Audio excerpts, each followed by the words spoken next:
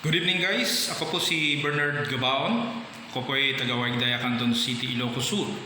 Narito po tayo upang talakayin po natin ang coronavirus COVID-19. Ano ang nagawa ng coronavirus sa iyong buhay? Ito ba ay negative? Ito ba ay nagkaroon ng positive? Well, sa bawat isa sa atin, nagkaroon ito ng takot so as naging negative. Pero ang iba, nagkaroon naman ng pagpapahalaga sa ating mga anak, sa ating mga kamag-anak, at sa ating buhay, sa ating mga magulang, at pati ang namumuno sa atin. Dahil dito nakita natin na nagkaisa ang buong bansa at buong mundo. So, ano ba itong COVID-19? Alam na natin, ito ay isang pandemic. COVID-19 ay group of viruses na nagsimula sa China, Wuhan, China. Nag-spread sa buong mundo. At ito ay nagkaroon nga ng maraming affected na tao. May mga namatay, may mga nakaligtas din. So, napakalaki po ang impact ng coronavirus sa bawat tao, sa bawat nasyon, sa bawat pamilya. Lahat ay nagpanik. Lahat ay nagkaroon ng pangamba. Pero nagkaroon pa rin ng positive na pananaw sa ating buhay. Ikaw ba ay nagkaroon ng positive na pananaw? Of course. Sa mga ibang tao, nakita natin na nagkaroon sila ng pagkakaisa, nagkaroon sila ng pagmamahalan, at nagkaroon sila ng takot sa Diyos. So yan ang pinakita ng Diyos siguro sa ating buhay, at hindi lang siguro, at sigurado tayo na pinakita ng Diyos na siya pa rin yung supreme, sapagkat ang Diyos siya ang may lalang sa lahat. Sa makatuwid, ang coronavirus ay masasabi natin na ito man ay naging sanhi ng pagkamatay ng maraming tao. Ito rin naman ay nagbigay ng maraming lesson sa buhay natin. Nagkaroon at lumutang ang mga taong tumulong sa mga dapat na magutom. Nagkaroon ng pagmamahalan, pagpapahalaga, pagkakaisa. At higit sa lahat, mga kaibigan, naging maayos po ang ating ecosystem. Yung ecosystem natin dati ay nagkakaroon na po ng butas. Pero nung na-stop po yung mga operations ng mga factories, ng mga sasakyan at sa mga ibang lahat ng umuusok, ay bigla pong bumalik ang sigla ng ating ecosystem. So, una sa lahat, dapat tayo magpasalamat sa Diyos.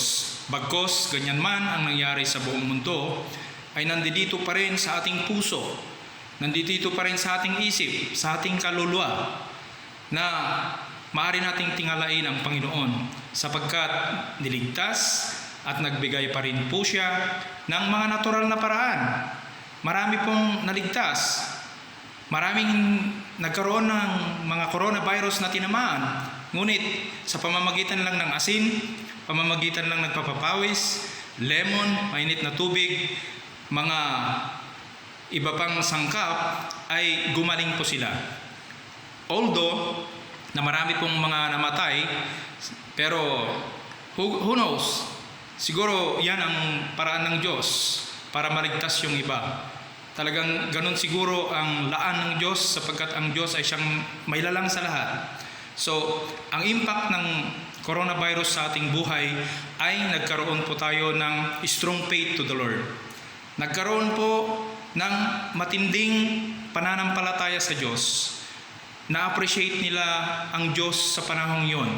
One thing in Italy, pinagtatapon nila yung pera nila.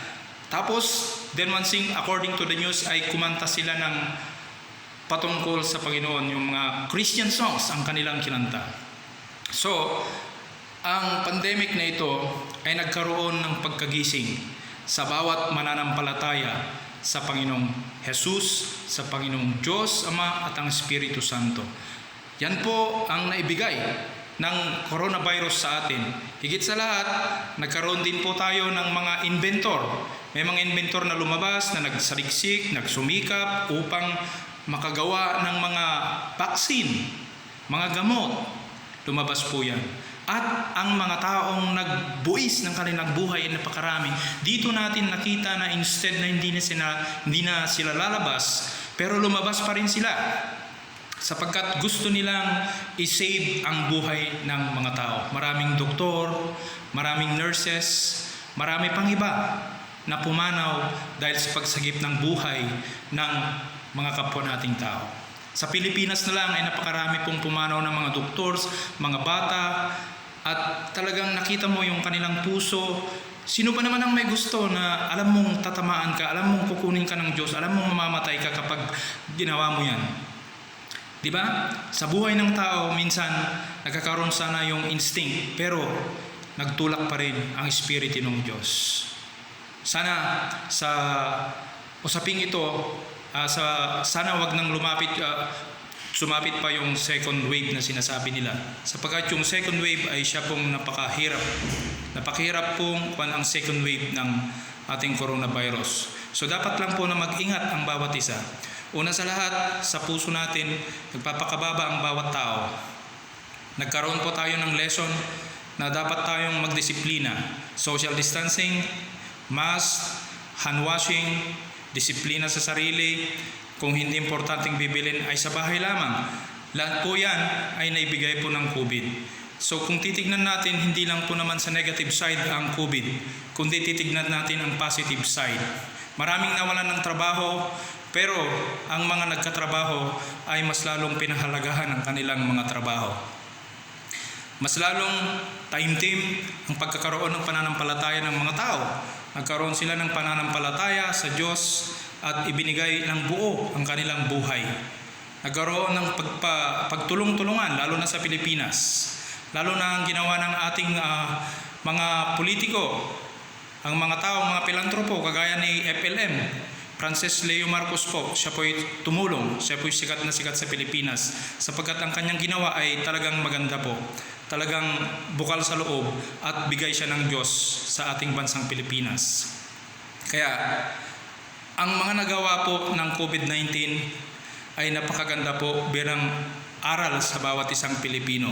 Sana huwag tayong magsawa na panatilihin yung mga bagay na ito kahit na wala na po ang COVID-19, kahit sa mga susunod na araw ay maayos na po ang ating kalagayan, malalampasan po natin yan, ay kailangan natin po isaalang-alang at isipin. Isipin natin ang paghuhugas ng mga kamay, social distancing, at ang mga ways and means ng mga pag-prevention sa mga COVID-19 ay siya pong ating maisagawa.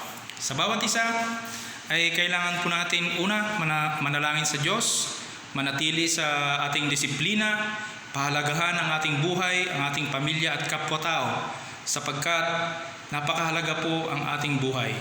Tayo po ay nasa last days ng mundong ito. Kaya isa po itong paghahanda, isa po itong preparation para harapin natin ang mga sumusunod na araw. Sapagkat yan ay nakalagay na sa Biblia na kailangan harapin natin ito. Yan lamang po ang gustong i-share sa inyo. Magandang gabi po at God bless po sa lahat.